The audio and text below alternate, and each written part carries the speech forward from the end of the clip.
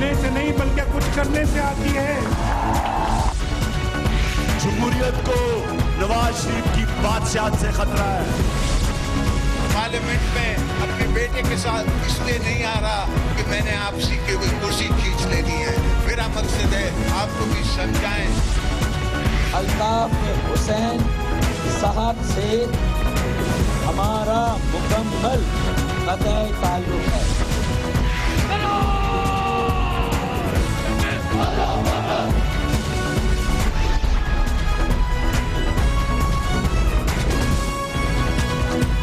आप देख रहे हैं खबरों, तबसरों और तज्जियात पर मबनी पाकिस्तान का सबसे मोतबर न्यूज शो दुनिया, कामरान खान के साथ। अस्सलाम वालेकुम, मैं हूं कामरान खान। पनामा फैसले की सबसे खूबसूरत बात यह थी कि इस फैसले के आते ही एक जानिब पाकिस्तान मुस्लिम लीग नून वाले मिठाइयां खा रहे थे, वजीर आजम गले मिल रहे थे और मिठाइयां बांट रहे थे। पाकिस्तान तहरीक इंसाफ वाले भी एक दूसरे से गले मिल रहे थे, इमरान खान मिठाइयां खा रहे थे और मिठाइयां बांट रहे थे। लेकिन 24 घंटे के बाद सूरत हाल बदल रही है। दूसरी हिज़्ब इख्तिलाफ की जमातें इतनी खुश नहीं थी फैसला आने के बाद। वो उनके मुख्तलिफ तहफ़्फ़ुज़ात थे, पाकिस्तान पीपल्स पार्टी समेत दूसरी हिज़्ब इख्तिलाफ की जमातों के। लेकिन आज तहरीक इंसाफ वालों का भी मूड बदल रहा है। यू टर्न के आसार नजर आ रहे हैं। पहले वाले जो पोजीशन थी वो तब्दील होती नजर आ रही है। पनामा फैसले के आने के बाद आज इसका मंजर सबसे ज्यादा नजर आया। पार्लियामेंट में कौमी और सेनेट का इजलास हुआ। अपोजिशन अराकीन की जानिब से इस मौके पर इस फैसले को मानने के आसार कहीं दूर दूर तक नजर नहीं आ रहे थे।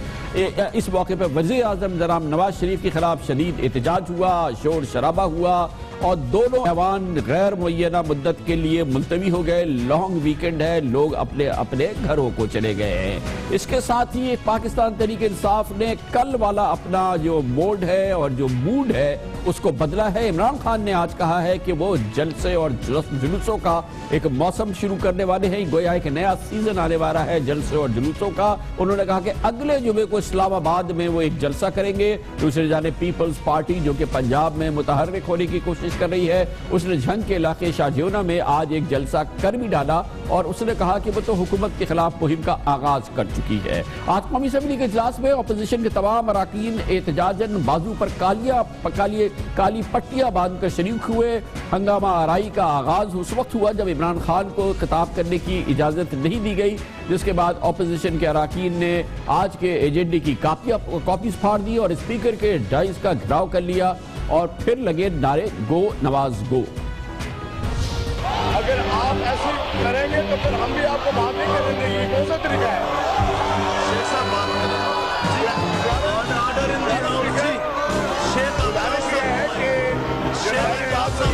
अभी ये क्वेश्चन आवर है, क्वेश्चन आवर में अगर आप सीटों पे नहीं बैठेंगे तो मैं हाउस प्रोरोग कर दूंगा। हम इन पे इजाजत नहीं दे सकते जो हम स्पीकर की ऐसी बात करेंगे। जी हाउस बैठे निहाल हाशमी साहब, चौधरी साहब, honourable leader of the opposition जी तशरीफ रखें। एक और ब्यूटी ये है कल के फैसले की कि इसने ऑपोजिशन को आज मुत्तहिद कर दिया कम से कम एक नुक्ते पे जरूर कि वजीर आजम जनाब नवाज शरीफ इस्तीफा दे। ये पीटीआई भी आज कहने लगी है, कल भी कहा था पीटीआई ने, पीपल्स पार्टी भी कह रही है, जमात इस्लामी भी कह रही है, पीएमएलक्यू भी कह रही है। अगले जुमे को मैं जलसा कर रहा हूं यहाँ इस्लामाबाद में। मैं डिमांड करूंगा नवाज शरीफ से, मैं सारी कौम को कहता हूं निकलो डिमांड करो कि रिजाइन करो, इस्तीफा दो। मियां साहब, एक वक्त था हमने आपसे कहा था न दो इस्तीफा। आज एक वक्त है हमने आपसे कहा है कि इस्तीफा दो, अदारों को बचाओ। इंसाफ का बोल और अलम बुलंद होने के लिए जरूरी है कि वज़ीर आज़म पाकिस्तान इस्तीफा दे।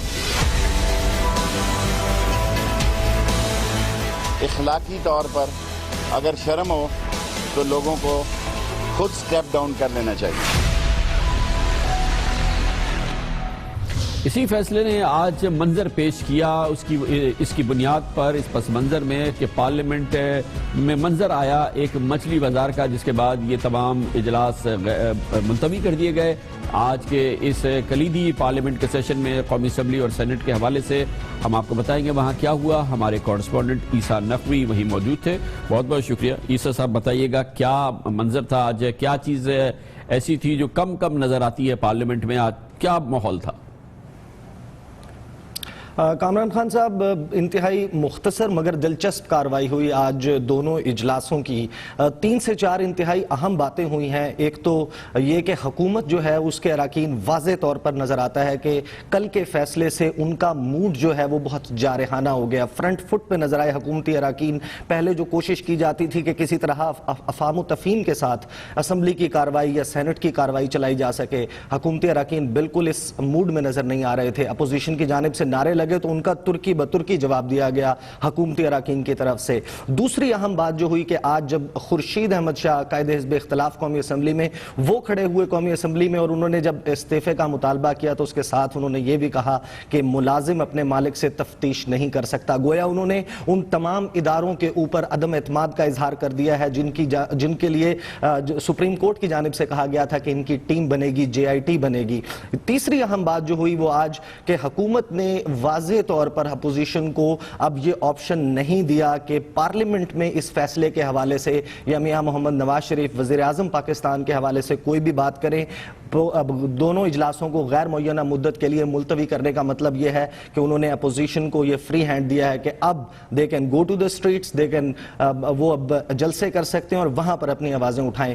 مچھلی منڈی بنا ہوا تھا، ایجنڈے کی کاپیاں پھاڑی گئیں، اسپیکر ڈائس کا گھیراؤ کیا گیا۔ یہ وہ سینز ہیں، یہ وہ مناظر ہیں جو عام طور پر پارلیمنٹ میں ہمیں دیکھنے کو نہیں ملتے، لیکن جو گرما گرمی نظر آ رہی ہے پاناما کے فیصلے کے بعد، لگتا ہے کہ یہ ایسے ٹھنڈی نہیں ہونے والی۔ جی بہت شکریہ عیسیٰ نقوی ہمارے ساتھ موجود تھے۔ کمرشل بریک اور اس کے بعد ذکر کریں گے پاناما فیصلہ تو آ گیا اور آپ کو صاف لگ رہا ہے کہ اب حزب اختلاف متحد ہو کے اس فیصلے کو دراصل مسترد کر رہی ہے۔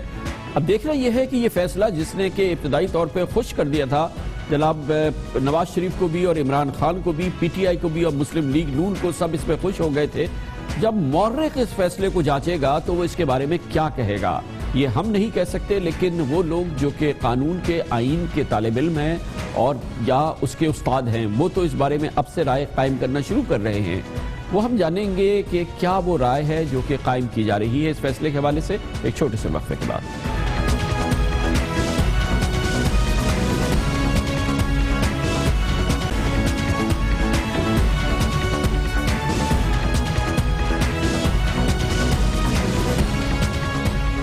سپریم کورٹ آف پاکستان کا پاناما فیصلہ اس لحاظ سے ضرور تاریخی ہے اور یونیک ہے کہ اس پر بین الفریقین نے مٹھائیاں بٹی، یعنی کہ پٹیشنرز نے بھی مٹھائیاں بانٹی فیصلہ آنے پہ اور رسپونڈنٹس نے بھی مٹھائیاں بانٹی، تحریک انصاف نے بھی مٹھائی بانٹی اور کھائی، پاکستان مسلم لیگ نون نے بھی مٹھائی بانٹی اور کھائی۔ اس لحاظ سے بہرحال یہ فیصلہ تاریخی ہے، مگر یہ فیصلہ جو کہ ایک انتہائی اہم موضوع پر آیا، تاریخ کے ایک اہم موڑ پر آیا، سپریم کورٹ آف پاکستان کے جو کلیدی فیصلے ہیں اس میں شامل ہو گیا۔ مورخ اس فیصلے کے بارے میں کیا کہے گا یہ جاننا بہت ضروری ہے۔ سپریم کورٹ آف پاکستان کے تاریخ میں، پاکستان کی تاریخ میں اس حوالے سے جو فیصلے آتے رہے ہیں اس کی ایک بڑی اکثریت انتہائی متنازعہ اس کی حیثیت رہی ہے، لیکن اس فیصلے کو آنے والا مورخ کیا کہے گا، اس کے بارے میں کیا رائے قائم کرے گا، یہ ہم جانتے ہیں آج کے جو تاریخ کے طالب علم ہیں، قانون کی آئین کے طالب علم اور اساتذہ، وہ اس بارے میں کیا کرتے ہیں، اور اس کے لیے ہم نے جمع کیے ہی آراء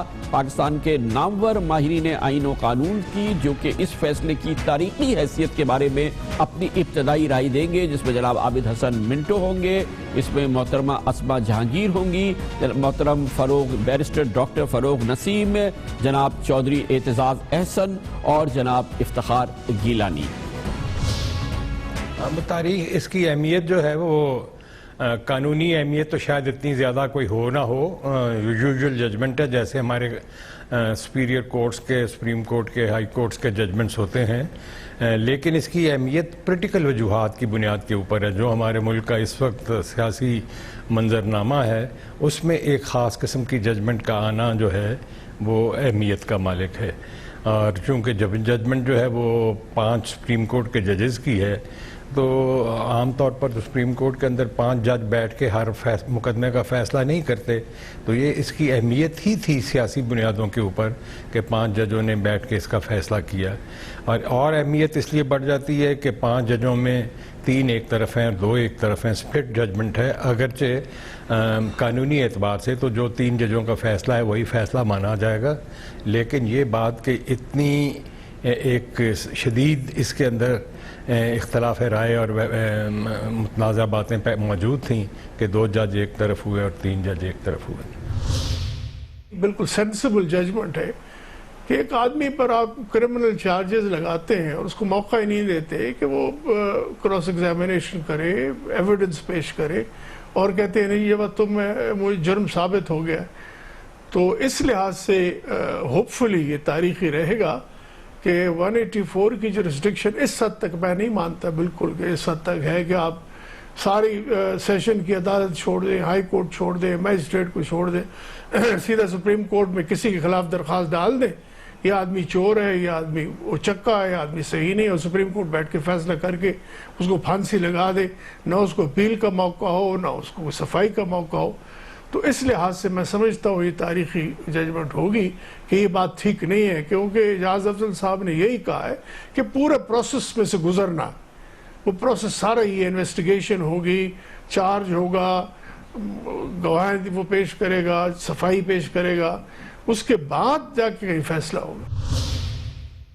وہ گاڈ فادر سے شروع کیا تو میں امید کرتی ہوں کہ اگلی ججمنٹ جو ہوگی وہ چارلی ولسن سے شروع کریں گے۔ گاڈ فادر کے ساتھ ایک مشابہت دینی تو ایک پریجوڈس خود بخود نظر آتا ہے نا، اور میں سمجھتی ہوں کہ یہ بہت اچھے جج ہیں، ان کو ایسا نہیں کرنا چاہیے تھا۔ آپ اپنی ججمنٹ لکھتے، جو بھی ہے اس کو برا بھلا ڈسکوالیفائی کرتے، مگر اپنی پریجوڈس جو ہے وہ اتنی ابھار کے باہر نکالنا میں نہیں سمجھتی کہ یہ ایک جج کو زیب دیتا ہے۔ 3 ججوں نے یا کہہ دیا کہ جی آپ پروف آپ کے اوپر ہو گیا، آپ نہیں کر سکے تو ان کو کنوکٹ کرتے، پھر کیوں چھوٹ دی؟ بڑا کنفیوزنگ فیصلہ ہے، وکیل کے ناطے مجھے یہ ججمنٹ کا سر پیر نہیں سمجھ آیا۔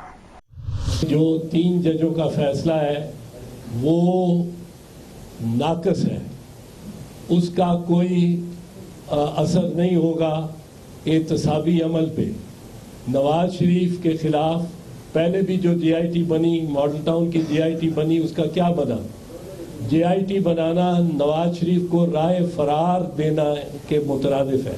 لیگیلٹی کی بات یہ ہے کہ اگر میرے پاس یا کسی کے پاس کوئی ایسٹ ہے تو فائنینشیل ٹریل میں نے دینی ہے، فائنینشیل ٹریل اس نے دینی ہے جو اس کا اونر ہے۔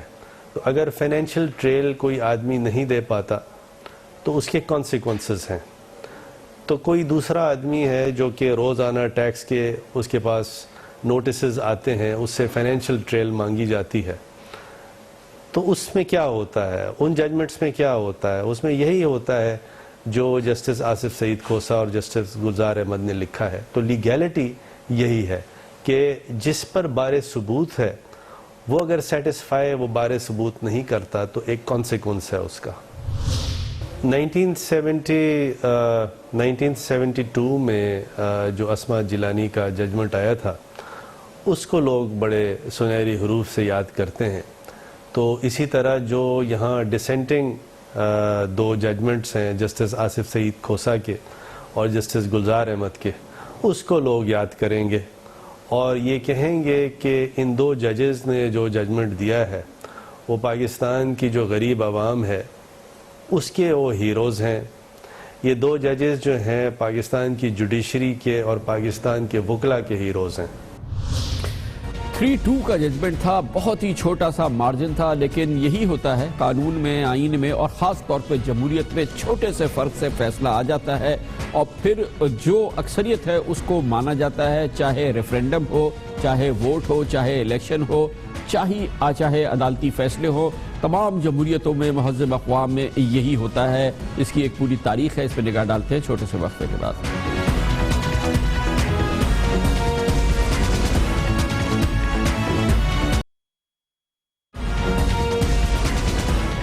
الیکشن ہو ووٹ ہو یا عدالتی فیصلے ہو، ذرا سے فرق سے بہت بڑا فرق پڑ جاتا ہے۔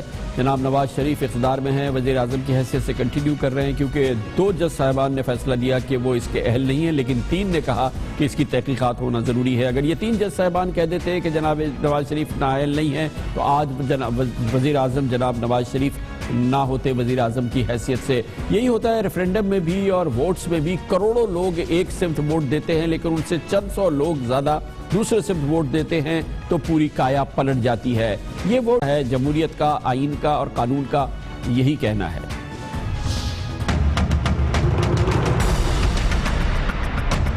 پاناما کیس کا 5 رکنی بینچ، فیصلہ 3-2 کی اکثریت سے سامنے آیا۔ 2 سینئر ججز نے کہا کہ وزیر اعظم صادق و امین نہیں رہے، وہ ملک کے اس اعلیٰ عوامی عہدے کے اہل نہیں۔ باقی 3 ججز نے اختلافی نوٹس کو مسترد نہیں کیا، لیکن کہا کہ مزید تحقیقات ضروری ہیں، جس کے لیے 7 رکنی JIT بنے گی۔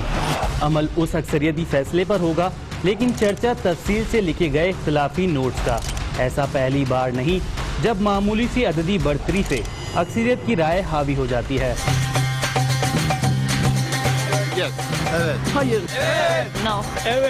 ترکی کی ہی مثال لیں تو حالیہ ریفرینڈم میں کانٹے کا مقابلہ رہا، لیکن صرف 2.8% ووٹوں کی برتری سے مسٹر اردگان کے حامی جیت گئے اور حزب اختلاف کو شکست ہوئی۔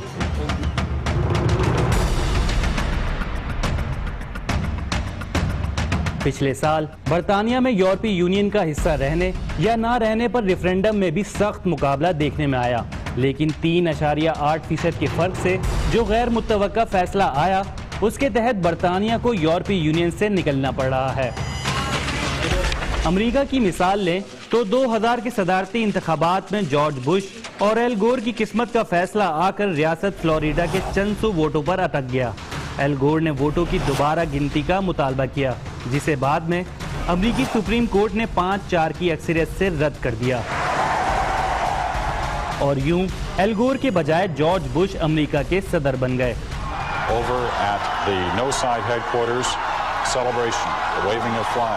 اسی طرح کینیڈا میں 1995 میں فرانسیسی زبان بولنے والے کیوبیک صوبے کی آزادی کی تحریک صرف 1% ووٹ سے ناکام ہوئی، کیونکہ 49% لوگوں نے علیحدگی کے حق میں ووٹ دیا، جبکہ 50% نے کینیڈا کا حصہ رہنے کی حمایت میں ووٹ ڈالے۔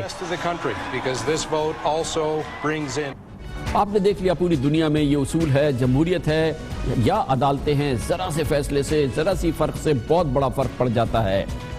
پاناما فیصلے کے حوالے سے یہ بات بہت اہم ہے کہ اس کا شدید انتظار تھا، پورا ملک ایک سسپینس میں تھا، اور کیونکہ سوشل میڈیا کا زمانہ ہے، بھرمار تھی کہ فیصلہ کیا آئے گا، فارورڈ ایز ریسیوڈ ہے، فیصلے آپ تک بھی پہنچ رہے تھے، پوری قوم تک پہنچ رہے تھے، تکے لگ رہے تھے، اندازے لگ رہے تھے، سب کچھ ہو رہا تھا، مگر ایسا لگتا ہے کہ بعض لوگوں کا اندازہ یا تو بہت اچھا تھا یا یہ کہ یہ راز نہیں تھا کہ فیصلہ 3-2 کا آئے گا، یا یہ بھی شاید راز نہیں تھا کہ 3-2 کا بھی آئے گا اور JIT بھی بنے گی۔ ایسا لگتا ہے کہ پاکستان کے صحافیوں میں سے بعض صحافیوں کا اس بارے میں یہ اندازہ تھا یا ان کی معلومات تھی، وہ بہت قریب تھی جو ماحول سامنے آیا ہے، اور یہ بڑی دلچسپ صورتحال ہے جس کا سلسلہ پچھلے کئی مہینوں سے، پچھلے چند ہفتوں سے تو یقینی طور پہ جاری ہے۔ ہم اس کے مختلف جو اندازے تھے یا جو خبریں تھیں وہ بہت ہی دلچسپ ہے، وہ آپ کے شیئر کرتے ہیں۔ مثال کے طور پہ معروف اینکر پرسن اور صحافی مطیع اللہ جان نے 4 ماہ قبل جنوری میں ایک کالم تحریر کیا جس میں انہوں نے کہا کہ 3 اور 2 5 ہوتے ہیں، فیصلہ 5 نے کرنا ہو تو 3 کی اکثریت فیصلہ اور 2 کی رائے محض اختلاف رائے بن جاتی ہے۔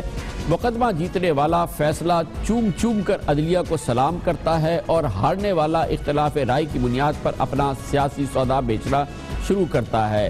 اسلام آباد میں پاکستان کے ممتاز صحافی، قانونی امور کے صحافی عبدالقیوم صدیقی نے 3 ماہ قبل فروری میں کہا تھا کہ ان کے خیال میں پاناما کا فیصلہ 3-2 کے بجائے 3-2 کی اکثریت سے آئے گا۔ آپ کو لگ کیا رہا ہے، یعنی کہ کس طرح کی ججمنٹ آ سکتی ہے؟ 2-3 کا کیا مطلب مجھے لگ رہا ہے کہ مختلف ہوگا، کچھ اختلاف رائے ہوگا اس بینچ کے۔ اچھا، یعنی کہ آپ کہہ رہے ہیں کہ 2 جج ایک طرف ہوں گے، 3 جج ایک طرف ہوں گے۔ اب اس سے زیادہ جو ہے آپ مجھ سے نہ ہی پریڈکٹ کروائیں تو زیادہ بہتر ہوگا۔ اسی طرح پاکستان کے ممتاز سینئر صحافی اور دنیا نیوز کے ایڈیٹر کرنٹ افیئر سلمان غنی نے بھی چند روز قبل پاناما فیصلے کے بارے میں اپنی رائے کا اظہار کیا تھا، جو فیصلے کی صورت میں سامنے بھی آئی ہے۔ میری اطلاع کے مطابق کہ سٹارز کی تقسیم کوئی 3-2 کی ہوگی۔ اور دیکھیں سلمان، میں سمجھتا ہوں کہ یہ آج کا دن میرے نزدیک بڑا سنجیدہ دن ہے پاکستان۔ آپ نے جیسے اپنے ابتدائیے میں کہا کہ بڑا دن ہے، بڑی عدالت ہے، بڑا فیصلہ ہے، لیکن ہمارا ایوارڈ جائے گا جو موسٹ پریسائز اس سلسلے میں خبر دی تھی اور جو معلومات سامنے آئی ہے وہ دی تھی دنیا نیوز لاہور کے ینگ کورسپونڈنٹ حسن رضا نے، جنہوں نے پچھلے مہینے کی 17 تاریخ کو اپنے فیس بک اسٹیٹس میں لکھا تھا پاناما فیصلہ ممکنہ طور پر 3 اور 2 سے آئے گا، کمیشن بنے گا، JIT بھی بن سکتی ہے۔ JIT کا لفظ بھی آ گیا تھا حسن رضا کی اس معلومات میں، 3-2 کا فیصلہ بھی آ گیا تھا۔ تو ہمارا ایوارڈ اور یقینی طور پہ مقابلہ جیت لیا دنیا نیوز کے کورسپونڈنٹ حسن رضا نے۔ حسن بتائیے گا، کیا آپ کی اس بارے میں یہ خبر تھی، معلومات تھی، اندازہ تھا، کیا تھا آپ کا؟ دیکھیے، جب سے یہ پاناما کیس آیا ہے اس وقت شروع سے لے کے اب تک جو ہے تمام تر کیسز کی ہیئرنگ اور عدالتی معاملات کو میں گہرائی سے دیکھتا رہا ہوں، اور کیا ریمارکس عدالت میں دیے جاتے رہے، اور کچھ ذرائع بھی تھے اور کچھ میرا اپنا تجزیہ بھی تھا کہ جس کی بنیاد پر میں نے فیس بک پہ یہ پوسٹ لگائی تھی جس میں یہ لکھا تھا کہ 2 اور 3 کا ہوگا، اور اس کے علاوہ جو ہے کمیشن یا JIT بن سکتی ہے۔ یہ صاف ظاہر ہے جو عدالتی معاملات تھے، ریمارکس تھے، اس میں کئی سوالات اٹھ رہے تھے، بعض ججز جو تھے بالکل کلیئر نظر آ رہے تھے، مطمئن تھے، لیکن بعض ججز جو ہے 2 ججز وہ مطمئن نہیں تھے اور ان کے ذہن میں کئی سوالات اٹھ رہے تھے، عدالتی معاملات تھے، جس کو دیکھتے ہوئے یہ صاف ظاہر تھا کہ جو ہے یہ 2 اور 3 کے پوزیشن سامنے آ رہی ہے۔ اور دوسری بات رہی JIT یا کمیشن بننے کی، کمیشن پر کیونکہ کچھ اعتراضات تھے، پاکستان مسلم لیگ نون کے جو سربراہ ہے نواز شریف، انہوں نے بھی ایک کمیشن بنانے کے حوالے سے بات کی تھی بطور وزیر اعظم، لیکن اس وقت یہ معاملہ سامنے نہیں آ سکا، بعض جماعتوں کی جانب سے اس پر تحفظات تھے، جس کو دیکھتے ہوئے JIT کی جانب سے پوزیشن سامنے گئی کہ جوائنٹ انویسٹیگیشن ٹیم بنا دی جائے، اور یہ میرے ذرائع تھے جنہوں نے اس بات کی تصدیق کی تھی۔ اسی لیے حسن رضا جیت گئے یہ اندازے میں اور ان بڑی خبروں کے اس ریس میں۔ کمرشل بریک، اس دوران آپ نیوز ہیڈ لائن دیکھیں گے، اس کے بعد ہماری آج کی دوسری اہم ترین خبریں اور ان سے جڑے ہوئے تبصرے تجزیات۔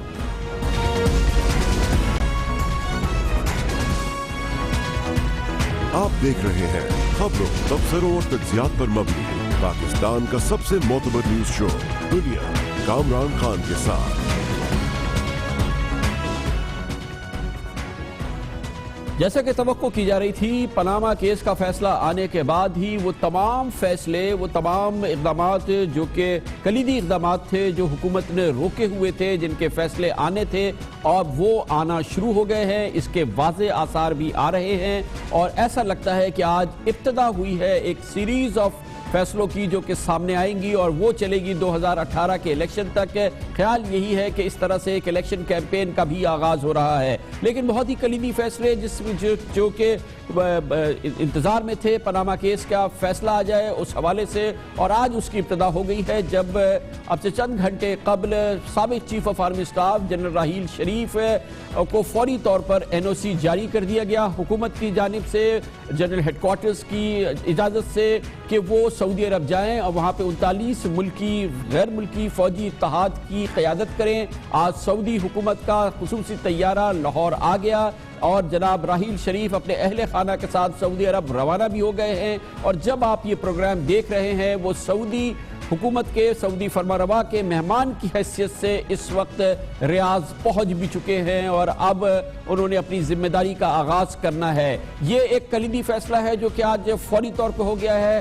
ہماری اطلاعات کے مطابق حکومت اب تیار ہے، اناؤنسمنٹ کے لیے اعلان ہونے والا ہے۔ ڈان لیکس کے حوالے سے بھی اطلاعات کے مطابق جو رپورٹ تیار ہوئی ہے اس کا فیصلہ بھی آنے والا ہے۔ اس سے پہلے کور کمانڈرز کے اجلاس میں بھی کہا گیا تھا کہ یہ فیصلہ اب آئے گا، اور جیسا کہ توقع تھی اب یہ فیصلہ تیار ہے۔ آئندہ 3 سے 4 روز کے اندر یا آئندہ ہفتہ کے آغاز میں پیر یا منگل کو اس کی رپورٹ سامنے آ جائے گی۔ اب تک کی ہماری اطلاعات کے مطابق اس میں جس شخصیت کو نامزد کیا گیا ہے یا جن کا نام سامنے آیا ہے کہ جو کہ اس ڈان لیکس کی ممکنہ وجوہات میں سے ایک بڑی وجہ بنے، وہ وزیر اعظم کے معاون خصوصی جناب طارق فاطمی ہے، جو کہ امکان یہی ہے کہ یہ فیصلہ آنے کے بعد شاید ان کو ان کی ذمہ داریوں سے سبکدوش کر دیا جائے. اس طرح سے ڈان لیکس کا معاملہ بھی اور اس کا قضیہ جو ہے یہ سیٹل ہو جائے گا آئندہ چند دنوں میں. اس کے بعد حکومت دوسرے کلیدی اقدامات کر رہی ہے جس حوالے سے, اس میں ایک بڑا کلیدی قدم جو حکومت کو اٹھانا ہے وہ جو بجلی کے منصوبوں کے حوالے سے معاملات ہیں, جو سی پیک کے حوالے سے معاملات ہیں, جو پاکستان میں 10 ارب ڈالر کی سرمایہ کاری ہو رہی ہے, اس میں جو نیپرا کے مسائل سامنے آ رہے ہیں, نیپرا کا جو رول ہے اس حوالے سے حکومت کو اس سلسلے میں کوئی فیصلہ کن کارروائی کرنی ہے. امکان یہ ہے کہ وہ فیصلہ کن کارروائی بھی آ سکتی ہے. اس کے علاوہ پاکستانیوں کے غیر ملکی اثاثوں کے حوالے سے جو بین الاقوامی اس وقت ماحول ہے اور جس قسم کے اسکیمز دنیا بھر میں سامنے آ رہی ہیں, چاہے وہ انڈونیشیا ہو, چاہے وہ سری لنکا ہو, چاہے وہ بھارت ہو, پاکستان میں بھی ایک بڑی مالیاتی ایمنسٹی اسکیم کے آنے کا امکان بہت واضح ہے. تیاری اس سلسلے میں پوری ہے. خیال یہ ہے کہ اس سے پاکستان میں سینکڑوں ارب ڈالر آ سکتے ہیں. پاکستان کے غیر ملکی خزانے میں, ذخیرے میں اس کا بڑا اضافہ ہو سکتا ہے اور پاکستانیوں کو ایک آخری فائنل موقع مل سکتا ہے کہ اپنے غیر ملکی اثاثے, اپنے غیر ملکی اکاؤنٹس وہ ظاہر کر دیں اور اس طرح سے ایک بڑی ابتدا ہو سکتی ہے. گویا کہ ایک بہت کلیدی فیصلوں کی سیریز ہے جو کہ اب شروع ہو گئی ہے اور جس کا سب سے اہم جز یہ ہے کہ فیصلہ ہو گیا کہ جناب راحیل شریف کو سعودی عرب بھیج دیا جائے اور وہ اب چلے بھی گئے ہیں. اس حوالے سے یہ بھی خیال ہے کہ اس کی ٹائمنگ بڑی امپورٹنٹ ہے کیونکہ حزب اختلاف خاص طور پہ پی ٹی آئی اس معاملے پر اس کے بڑی ریزرویشن تھی, اس کی اپنی ایک بڑا محتاط اس معاملے پر رد عمل تھا. وہ نہیں چاہتے تھے کہ جنرل راحیل شریف یہ رول قبول کرے, لیکن خیال یہی ہے کہ اب سے 2 ہفتے قبل جو ان کی ملاقات ہوئی chief of army staff general Raheel Sharif, معاف کیجیے گا جنرل قمر جاوید باجوہ کے ساتھ, اس میں شاید جناب عمران خان کو تفصیل سے جنرل باجوہ نے بتایا کہ جنرل قمر جاوید باجوہ نے عمران خان کو بتایا کہ کیا کردار ہوگا اس الائنس کا اور خود جنرل ریٹائرڈ راحیل شریف کا. اس پورے معاملے پہ بات کرتے ہیں. آج کی ڈیولپمنٹ پہ ہمیں جوائن کیا ہے ایک بار پھر وفاقی وزیر دفاع پانی و بجلی محترم خواجہ آصف نے. بہت بہت شکریہ خواجہ صاحب.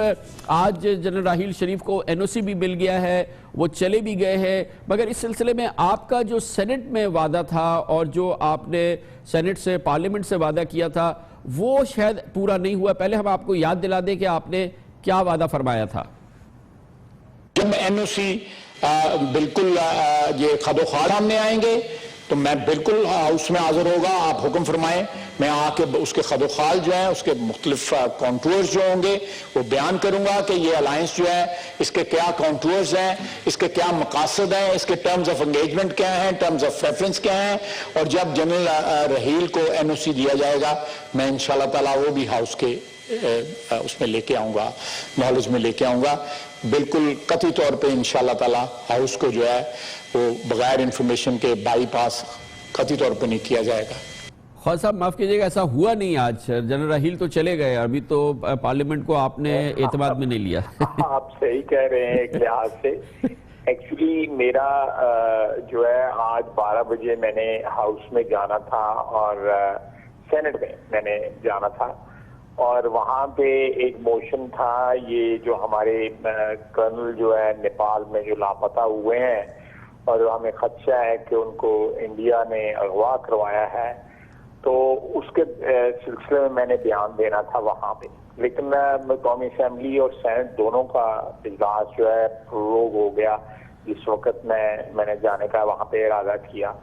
اور یہ ساتھ مسئلہ جو تھا یہ بھی میں نے ہاؤس کو انفارم کرنا تھا کہ ہم نے این او سی ایشو کر دیا ہے.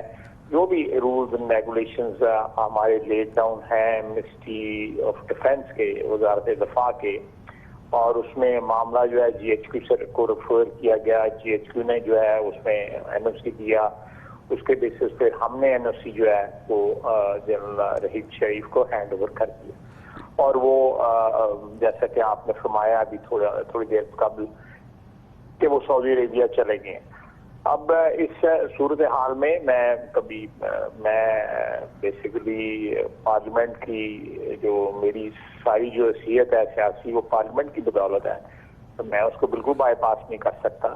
میں اور جب بھی کبھی مجھے بلایا گیا ہے, جب بھی کسی انفارمیشن جو ہے اس کا. لیکن سر آپ کا وعدہ تھا کہ آپ اس کے خد و خال بھی بتائیں گے, اس کے بعد پھر این او سی دی جائے گی. نہیں وہ ابھی نہیں ہوئے, وہ بھی ضرور بتاؤں گا. میں آپ کے ذریعے آپ کی وساطت سے اس اپنے وعدے کا اعادہ کرتا ہوں میں خان صاحب اگر تھوڑا سا وقت ہے تو میں 1-1.5 منٹ کے آپ کو ایکسپلین کرتا ہوں.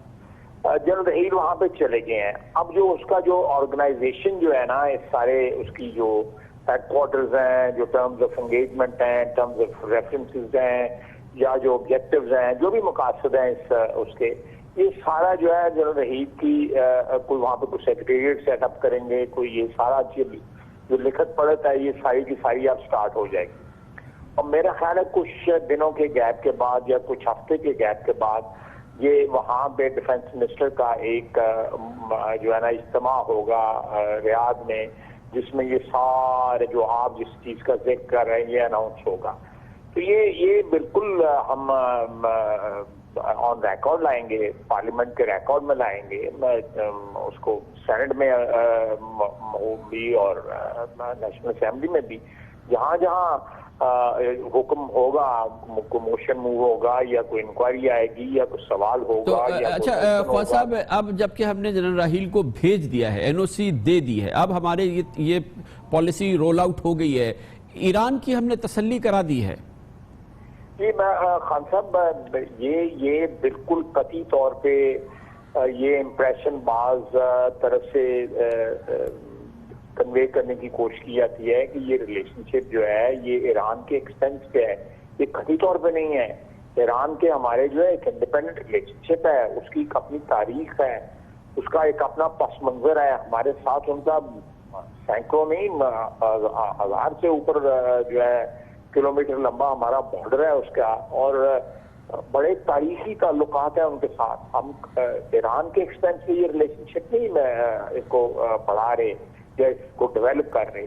یہ جو میں نے ہاؤس میں بھی کہا تھا اور میں آپ کے پروگرام میں پھر ریپیٹ کر دیتا ہوں کہ یہ اس کے جو الائنس کا نام ہے اس میں ٹیررزم کا لفظ ہے, اس میں ٹیررزم کا لفظ ہے. جو پورا الائنس کا پورا لمبا جو نام ہے. ٹھیک ہے خواجہ صاحب, یہ فرمائیے گا کہ یہ ایک چیز ہے, یہ سمجھ میں آ گیا یہ الائنس والا معاملہ. اب یہ پاناما فیصلے کے بعد جیسا کہ خیال تھا کہ بہت ساری چیزیں رکی ہوئی ہیں, اب جلدی جلدی ہوں گی. جیسے مثال کے طور پہ آج جنرل راحیل چلے گئے, اب اطلاعات کے مطابق ڈان لیکس کا بھی فیصلہ جو ہے, جو رپورٹ مرتب ہوئی ہے وہ شائع ہونے والی ہے. اطلاعات کے مطابق جناب طارق فاطمی کو جو وزیر اعظم کے معاون خصوصی برائے خارجہ ہیں ان کو ان کے عہدے سے سبکدوش کیا جا رہا ہے, جس کے بعد یہ میٹر بھی تقریباً سیٹل ہو جائے گا. آپ اس کو کنفرم کریں گے؟ نہیں, میں خان صاحب مجھے قطعی طور پہ اس مسئلے کا تھرو آؤٹ جب سے یہ مسئلہ چلا ہے, میں اس میں میری کوئی انوالومنٹ نہیں ہے, میرا اس میں کوئی رشتہ ناتا نہیں ہے اس مسئلے کے ساتھ, نہ سرکاری طور پہ نہ پرائیویٹلی. دونوں صورتوں میں میرا اس کے ساتھ تعلق نہیں ہے, یہ مناسب نہیں ہے کہ میں اس پہ کمنٹ کروں. یہ جو میں نے ایک اور چیز کہی کہ جو بہت پھنسے ہوئے مسائل ہیں اور اب وہ ان پہ تیزی سے فیصلے ہوں گے. نیپرا والا ایک تو مسئلہ ہے نا, یہ تو حکومت کے گلے میں ہڈی کی طرح پھنسا ہوا ہے.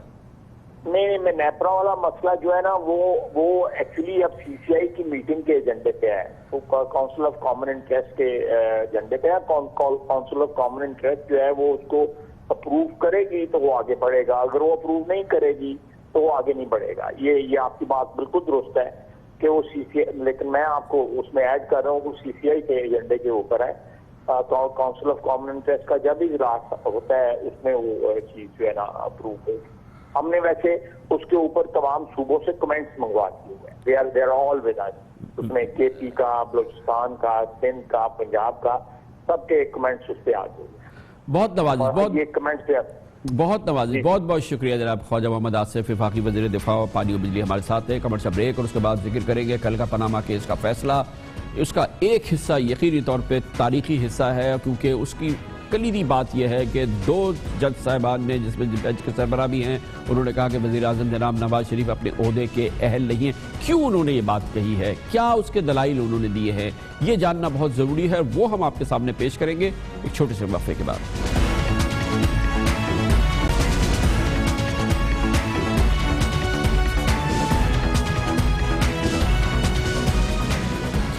پاناما کیس کا جب کل فیصلہ آیا تو اس فیصلے کا وہ حصہ سب سے زیادہ قابل ذکر, سب سے زیادہ امپورٹنٹ اور کلیدی تھا, جس میں بینچ کی سربراہ جناب جسٹس آصف سعید کھوسا اور دوسرے سینئر ترین بینچ کے ممبر جناب جسٹس گلزار احمد نے یہ قرار دیا کہ جو वज़ीर आज़म की तकारीर उनके सामने हैं, उनके अहल खाना के जो इंटरव्यूज सामने आए हैं, जो दस्तावेज़ात शवाहिदात उनके सामने आए हैं, उसकी रोशनी में दरअसल वज़ीर आज़म आईन की शिक 62 की खिलाफ वर्जी के मुर्तकिब हुए हैं।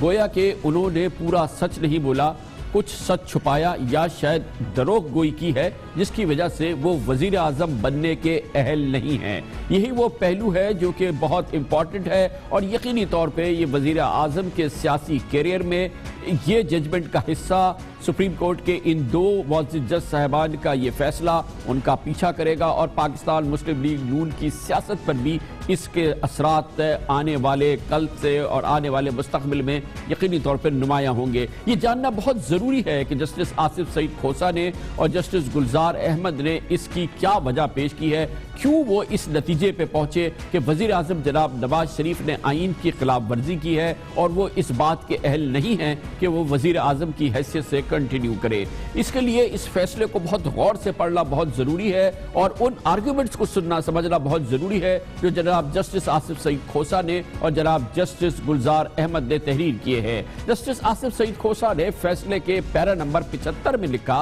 कि वज़ीर आज़म ने 22 अप्रैल को कौम से खिताब में दावा किया था कि वो सब कुछ सच बताएंगे, लेकिन उन्होंने ये नहीं बताया कि उनके वालिद ने कैसे और किन ज़राए से 18 महीनों में 6 फैक्ट्रियां लगा ली। जुल्फ़िकार अली भुट्टो की हुकूमत ने लाहौर में जो हमारी इत्तफाक फाउंड्रीज थी उस पर भी कब्जा कर लिया। ये जुल्म और ज़्यादती हमारे वालिद मरहूम के अज़्म और हौसले में कोई कमज़ोरी नहीं पैदा कर सकी। अल्हम्दुलिल्लाह कोई लम्हा ज़ाय किए बगैर उन्होंने अल्लाह का नाम लेकर एक बार फिर कमर बांधी और भुट्टो दौर में ही 18 माह के अंदर अंदर 6 नई फैक्ट्रियां कायम कर ली। फिर इसी फैसले में जनाब जस्टिस आसिफ सईद खोसा कहते हैं कि वज़ीर आज़म नवाज शरीफ ने कौम से खिताब में मक्का के करीब स्टील फैक्ट्री और कौमी असम्बली में बताया कि फैक्ट्री जद्दा में लगाई। कौम से खिताब में दावा किया गया कि मक्का की फैक्ट्री की फरोख्त से दोनों बेटों को कारोबार कराया, जबकि कौमी असम्बली में कहा गया कि हासिल शुदा रकम से लंदन में फ्लैट्स खरीदे गए। जबरी जलावतनी के अय्याम में हमारे वालिद मोहतरम ने एक बार फिर मक्का मुअज़्ज़मा के करीब स्टील का एक कारखाना लगाया। जद्दा में एक स्टील मिल लगाई। जद्दा की ये फैक्ट्री जून 2005 में 17 मिलियन डॉलर्स में फरोख्त हुई। हजूर, ये हैं वो ज़राए और वसाइल जिनसे लंदन के फ्लैट्स खरीदे गए।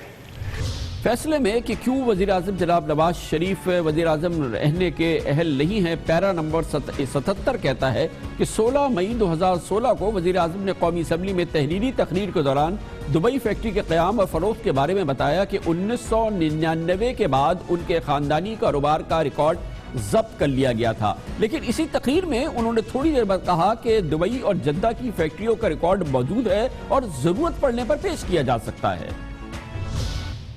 हमारे वालिद मोहतरम ने अदम तहफ़्फ़ुज़ के जिस एहसास के तहत दुबई में सरमायाकारी की थी वो 1999 में दुरुस्त साबित हुआ, जब हमारे ख़ानदान का कारोबार एक बार फिर मफलूज कर दिया गया। ये वो वक्त था कि हमारे घरों, हमारे दफ्तरों और हमारे कारोबारी इदारों का सारा रिकॉर्ड कब्ज़े में ले लिया गया, जो बार बार के तहरीरी तकाज़ों के बावजूद हमें वापस नहीं मिला। दुबई और जद्दा की फैक्ट्रियों के हवाले से तमाम रिकॉर्ड और दस्तावेज मौजूद हैं। एक और दलील में, एक और आर्गूमेंट में पैरा नंबर 78 में इसी फैसले में कि क्यों वज़ीर आज़म जनाब नवाज शरीफ को नाअहल करार दिया जाए, जस्टिस आसिफ सईद खोसा लिखते हैं कि वज़ीर आज़म के वकील सलमान असलम भट्ट ने 7 दिसंबर को अदालत में बयान दिया कि कोई रिकॉर्ड मौजूद नहीं है। वज़ीर आज़म का कौमी असम्बली में खिताब महज सियासी बयान था। इसके अलावा पैरा नंबर 79 में जनाब जस्टिस आसिफ सईद खोसा अपने इस फैसले को मजीद आगे बढ़ाते हैं और कहते हैं कि वज़ीर आज़म ने कौमी असम्बली में बताया कि लंदन की प्रॉपर्टी दुबई और जद्दा की फैक्ट्रीज बेचकर खरीदी गई। उन्होंने हुसैन नवाज को अपने दादा से जायदाद की मुंतकली का तस्करा तक नहीं किया। ایک اور بہت اہم تضاد جس کو اجاگر کیا جناب جسٹس آصف سعید کھوسا نے اپنے فیصلے میں، وہ لکھتے ہیں کہ لنڈن فلیٹس کی خریداری کے لیے حسین نواز کو ان کے دادا کے قطر میں سرمایے کی منتقلی کا خط تو سامنے آیا، جبکہ سپریم کورٹ میں میاں محمد شریف کی وراثت کی تقسیم کا جو معاہدہ موجود ہے اور 2009 کی دستاویز کے مطابق دراصل حسین نواز ان کی جائیداد کے قانونی وارث ہی نہیں ہیں۔ جسٹس کھوسا نے فیصلے میں قطری خطوط کو بھی فیصلے میں ایک اہم بنیاد بنایا ہے اور لکھا ہے کہ قطری خط بام شیل کی طرح اچانک عدالت میں گرا، لیکن وزیر اعظم نے کہیں بھی یہ نہیں بتایا کہ لنڈن کی چاروں جائیداد قطر کی سرمایہ کاری کا نتیجہ ہیں۔ عدالت کو قطری فیملی کے ریل اسٹیٹ کی منتقلی کے کوئی دستاویزات نہیں دیے گئے۔ قطری فیملی نے شریف خاندان کو کیوں اور کیسے اپنی پراپرٹی دی، اس کے بھی شواہد نہیں دیے گئے کہ قطری خطوط میں بھی تضادات ہیں، قطری خطوط کوئی حقیقت بھی ہیں یا فسانہ۔ اسی بہت ہی کلیدی فیصلے کے پیرا نمبر 85 میں جسٹس آصف سعید کھوسا تحریر کرتے ہیں کہ وزیر اعظم نے اپنی تقریر میں کہا کہ ان کی زندگی کھلی کتاب ہے، لیکن اچانک قطر سے خط سامنے آ گیا جس کا انہوں نے اس سے قبل کبھی تذکرہ نہیں کیا تھا۔ وزیر اعظم نے اپنی تقریر اور خطاب میں جائیداد کی خریداری کے لیے لنڈن یا پھر دبئی، جدہ اور لنڈن کا روٹ بتایا، جبکہ قطری خط میں دبئی، دوحہ اور لنڈن کا روٹ بیان کیا گیا۔ اس لیے کہا جا سکتا ہے کہ کتاب کے چند صفحات غائب ہیں۔ میں اس مقدس عوام کو بتانا چاہتا ہوں کہ میرے پاس چھپانے کو نہ پہلے کچھ تھا اور نہ آج ہے۔ سب کچھ کھلی کتاب کی طرح ہے۔ اسی بہت ہی کلیدی فیصلے کا پیرا نمبر 89 کہتا ہے کہ وزیر اعظم نے 5 اپریل 2016 کو قوم سے خطاب میں کہا تھا کہ جون 2005 میں جدہ کی فیکٹری کے فروغ سے ان کے بیٹوں نے کاروبار شروع کیا۔ جسٹس آصف سعید کھوسا لکھتے ہیں کہ ہم وزیر اعظم کو کیسے ایماندار مان لیں، کیونکہ عدالت میں پیش کیے گئے غیر متنازع دستاویزات میں موجود ہے کہ ان کے بیٹے حسن نواز نے 12 اپریل 2001 کو ہی برطانیہ میں فلیگ شپ انویسٹمنٹ نامی کمپنی کے ڈائریکٹر کی حیثیت سے کاروبار شروع کر چکے تھے۔ جبری جلا وطنی کے ایام میں ہمارے والد محترم نے ایک بار پھر مکہ معظمہ کے قریب سٹیل کا ایک کارخانہ لگایا اور پھر چند برس بعد یہ فیکٹری تمام اثاثوں سمیت فروخت کر دی گئی، اور یہ وسائل میرے بیٹوں حسن نواز اور حسین نواز نے اپنے نئے کاروبار کے لیے استعمال کیے۔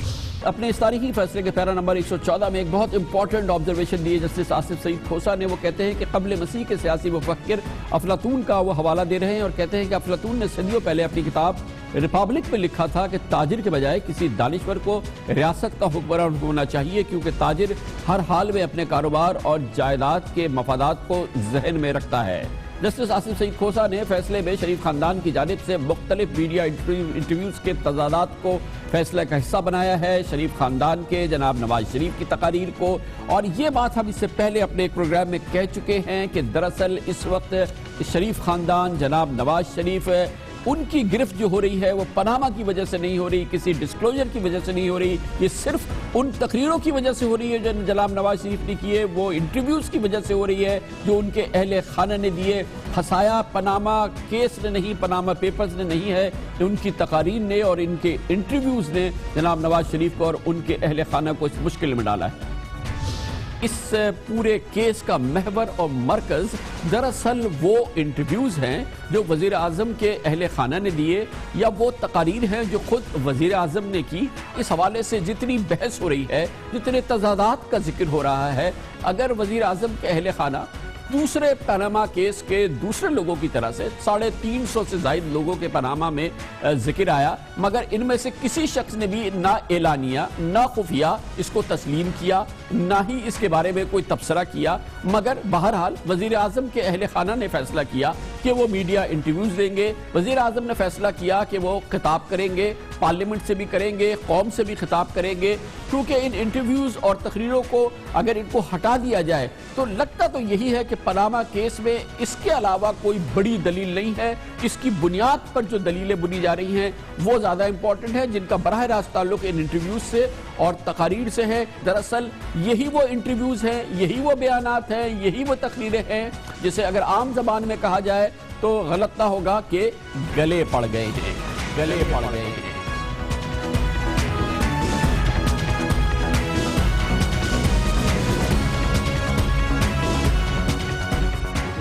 सुप्रीम कोर्ट ऑफ पाकिस्तान की पनामा फैसले की ब्यूटी ये थी कि इसे यकसा पजीराई मिली। पाकिस्तान तहरीक इंसाफ की, इमरान खान की भी, और पाकिस्तान मुस्लिम लीग नून और नवाज शरीफ साहब और उनके अहल खाना की भी ये इस फैसले का वो तारीखी अंसर है जो कि शायद याद रखा जाएगा। लेकिन जैसे जैसे गर्द बैठ रही है, ये फैसले के आसार सामने आ रहे हैं, ऐसा लगता ये है कि जैसे कि तवक्को की जा रही थी कि जनाब इमरान खान, जिन्होंने कि इस फैसले के आने के चंद घंटे के बाद इसकी मदह पड़ी थी, शानदार फैसला करार दिया था, हत्ता कि बिला झिझक कल की प्रेस कॉन्फ्रेंस में बनी गाला में उन्होंने JIT तक को तस्लीम किया था, उसकी अफादियत को आगाह किया था। आज वो सेकंड थॉट्स पे मजबूर हो गए हैं और बाज़ सियासी तज्जियाकार जो उसके लिए लफ्ज़ इस्तेमाल करते हैं, यू टर्न के आसार शुरू हो गए हैं। ये आसार आप खुद देख लीजिए। कल जनाब इमरान खान का फैसला आने के बाद इस फैसले की ज़बरदस्त तारीफ, हत्ता के JIT पर मुकम्मल एतमाद, और आज जो रुख बदल रहा है जनाब इमरान खान का,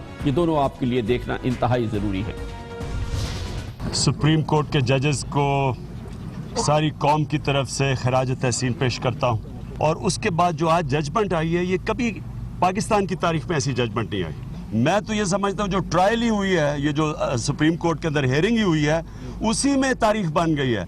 और ये जो मजीद आज फैसला आ गया है, अब ये जो बाकायदा JIT बनेगी और जो 2 जजेस क्या बैठे हैं, मैं नहीं इससे ज़्यादा एक्सपेक्ट कर रहा था। तो फैसला आया, JIT बनाने का फैसला आया, मुत्तफिक 5 जजेस का फैसला। इसका मतलब कि जो भी इन्होंने एक्सप्लेनेशन दिया था सुप्रीम कोर्ट के अंदर कि सोर्स ऑफ इनकम और मनी ट्रेल, वो मुस्तरद कर दी गई है। प्राइम मिनिस्टर के ऊपर इन्वेस्टिगेशन होगी, अब JIT बनेगी और इन्वेस्टिगेशन होगी, अब और चीज़ें खुलेंगी। इस तरह कभी हुआ ही नहीं है। और ये कि अब जो प्राइम मिनिस्टर की मजीद और तलाशी ली जाएगी, ये जो 60 दिन है, इसमें तो अब और तलाशी ली जाएगी, वो जो कि अदालत में नहीं हो सकी। प्राइम मिनिस्टर को पेश होना पड़ेगा JIT के सामने, उनको और उनकी फैमिली को पेश होना पड़ेगा। मुल्क का प्राइम मिनिस्टर JIT बुला रहा होगा, एक ऑफिसर, एक सरकारी ऑफिसर उनको बुला रहा होगा और उनसे पूछ रहा होगा, जिस तरह उज़ैर बलोच को बुला के पूछेगा, उस तरह नवाज शरीफ को पूछेगा। क्या इज्जत रह जाएगी प्राइम मिनिस्टर की? ये थे जनाब इमरान खान कल, जिसमें कहीं भी तहफ़्फ़ुज़ का कोई रिजर्वेशन नहीं है, किसी किस्म की नहीं है, भरपूर एतमाद है। फैसले पर भी, JIT पर भी कोई झिझक नहीं है। लेकिन आज जनाब इमरान खान को शायद बात ज़्यादा समझ में आई है। अब मैं ये सवाल पूछता हूँ कि एक तरफ वही सुप्रीम कोर्ट कहता है कि पाकिस्तान के जो इंसाफ के इदारे हैं, ये बिल्कुल मफलूज हो चुके हैं, ये प्राइम मिनिस्टर कंट्रोल करता है, ये प्राइम मिनिस्टर के खिलाफ प्रोसीड नहीं करते। तो क्या ये इदारे जो कि पहले ही फेल हो चुके हैं, क्या अब ये JIT के अंदर प्राइम मिनिस्टर के खिलाफ उसको पकड़ेंगे? अगर ये JIT नवाज शरीफ के नीचे बननी है, इसकी कोई फायदा नहीं है। हम अभी हम मीटिंग करेंगे इसके ऊपर, मीटिंग करेंगे कि JIT के ऊपर हमने अदालत में क्या फिर से जाना है।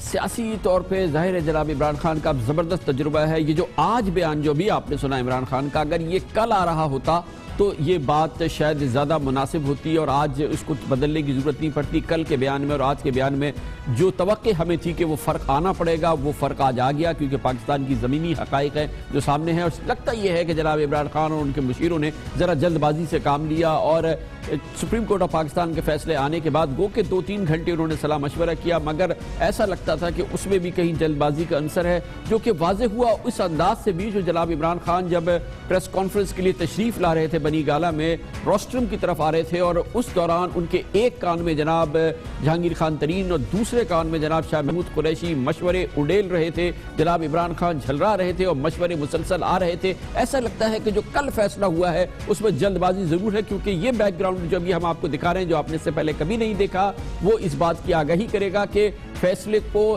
पाकिस्तान तहरीक इंसाफ ने अपनी पोजीशन बनाने में जल्दबाजी से काम लिया।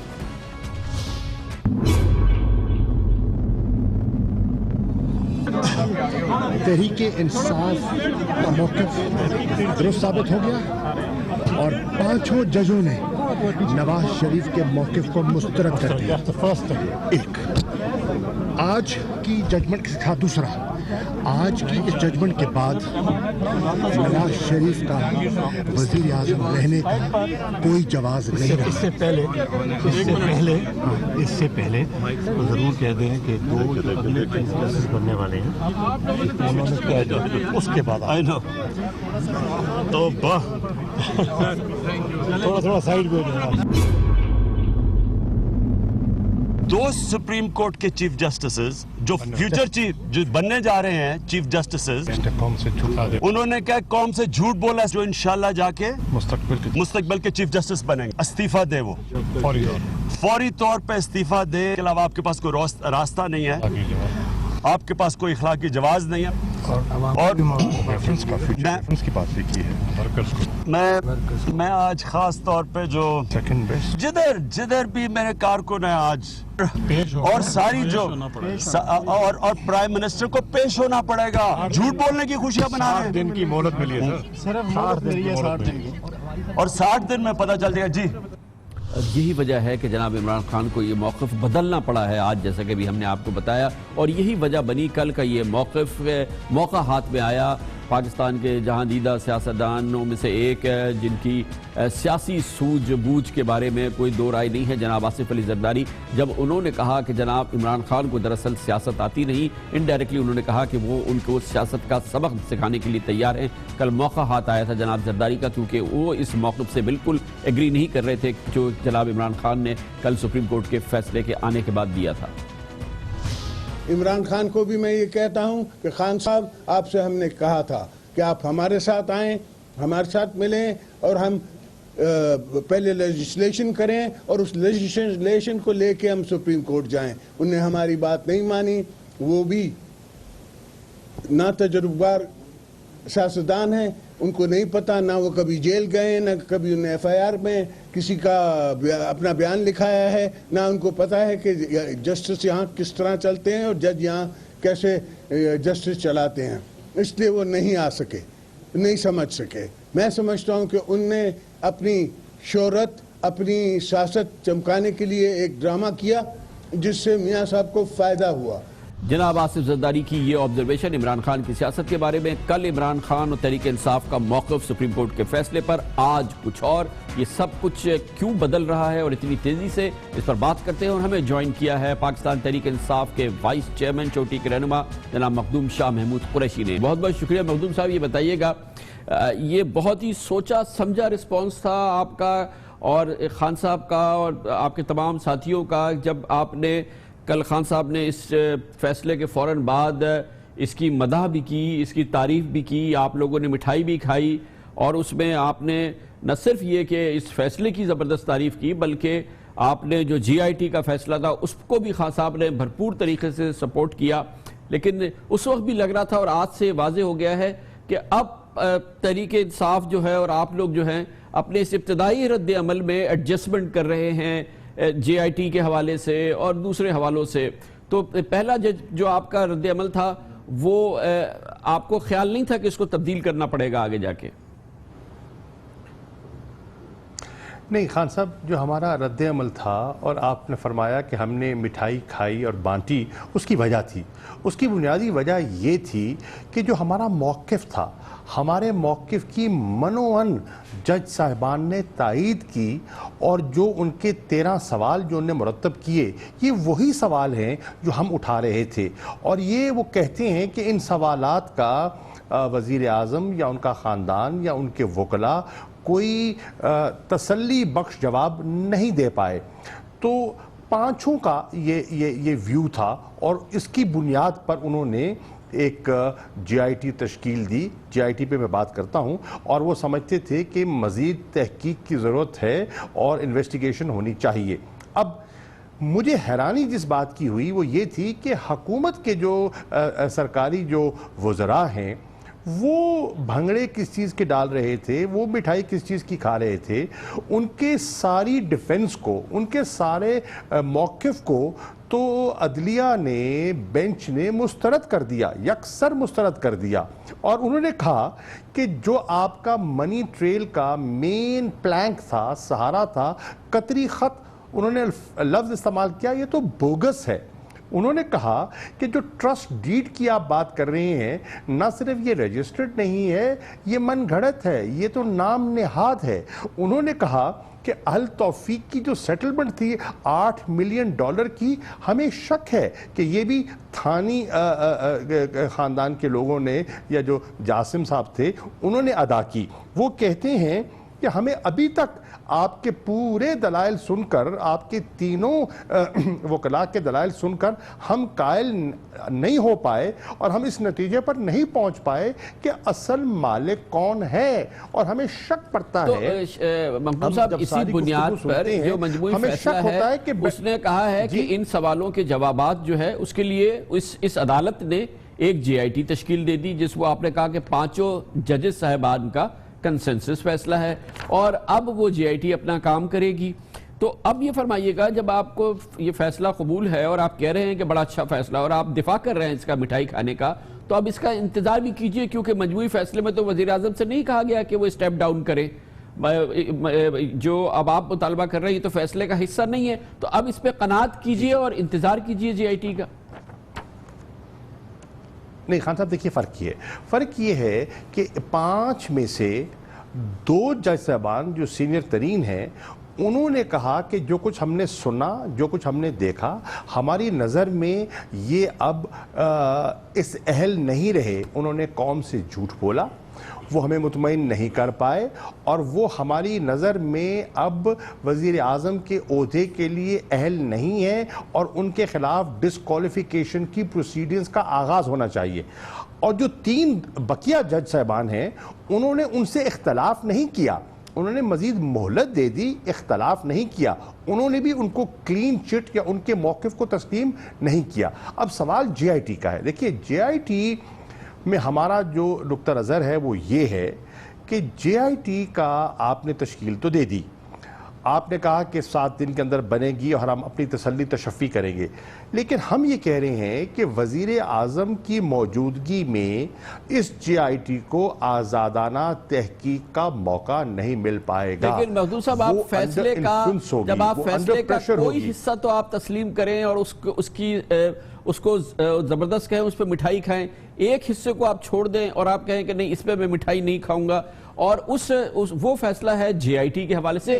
یہ تو عدالت کو بھی پتا ہے نا کہ وزیر اعظم ہیں، وہ چیف ایگزیکٹو ہیں، چودھری نثار صاحب وزیر داخلہ ہیں، جناب اسحاق ڈار صاحب جو ہیں وزیر خزانہ ہے، SCCP ان کو رپورٹ کرتی ہے، اسٹیٹ بینک ڈار صاحب کو رپورٹ کرتا ہے، FIA کا ایڈیشنل ڈائریکٹر جنرل چودھری نثار صاحب کو کرتا ہے، یہ سب مل کے وزیر اعظم کو کرتے ہیں۔ یہ تو عدالت کے بھی علم میں تھا، مگر عدالت نے نہیں کہا کہ وزیر اعظم صاحب آپ جائیے جب تک یہ 60 دن کی تحقیقات ہو، تو یہ بھی تو آپ کو ماننا ہوگا نا۔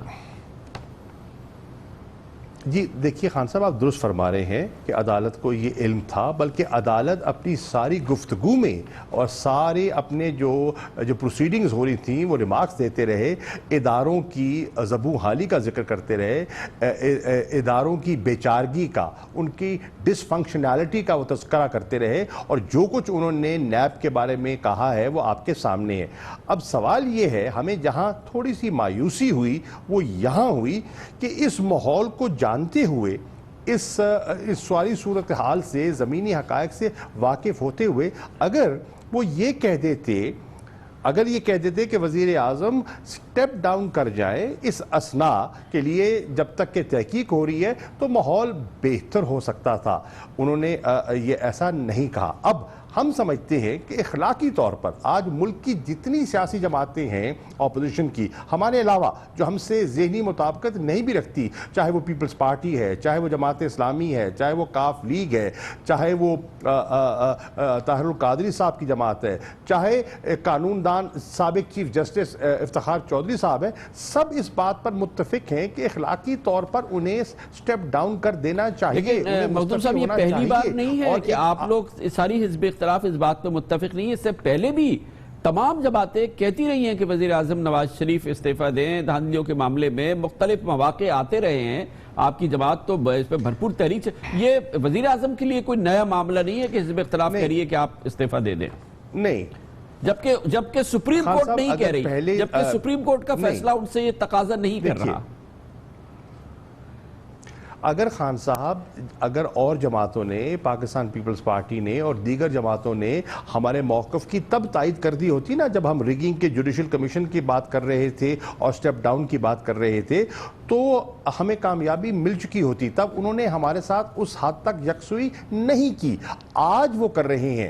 پہلے تو وہ سمجھتے تھے کہ وہ جمہوریت کا دفاع کر رہے ہیں، جمہوریت کو لیکن مخدوم صاحب، آصف زرداری صاحب یہ کہہ رہے ہیں، آصف زرداری صاحب نے کل بھی کہا، جب آپ کی جماعت نے بھرپور فیصلے کی حمایت کی اور اس کو اون کیا، انکلوڈنگ جے آئی ٹی، کل خان صاحب نے، آصف زرداری صاحب نے فیصلے کو بالکل مسترد کر دیا، جے آئی ٹی کو کمپلیٹلی مسترد کر دیا، اور انہوں نے کہا کہ خان صاحب کو ہم نے پہلے کہا تھا کہ آپ ہماری بات مانیں، لیکن ان کو سیاست آتی نہیں ہے. انہوں نے ایک طرح سے پیشکش کی خان صاحب کو کہ وہ ان سے سیاست سیکھے. آپ دونوں کو جانتے رہے ہیں، آپ نے زرداری صاحب کے ساتھ بھی کیا ہے، خان صاحب کے ساتھ بھی ماشاءاللہ آپ کام کر رہے ہیں. آپ کے خیال میں زرداری صاحب اتنے جہاں دیدہ، کونا مشق، اتنی ان کی تجربہ ہے کہ خان صاحب کو ان سے لیسن لینا چاہیے سیاست کا؟ دیکھیے، ان کی سیاست اپنی ہے اور خان صاحب کا اپنا انداز ہے، اپنی سوچ ہے، اپنی فکر ہے. ان کی سیاست پر بہت سے لوگوں کو اعتراضات بھی تو ہے نا. اگر ان کی سیاست اور ان کا طریقہ حکمرانی درست ہوتا تو 2013 میں یہ نتائج نہ ہوتے جو کہ انہیں ملے.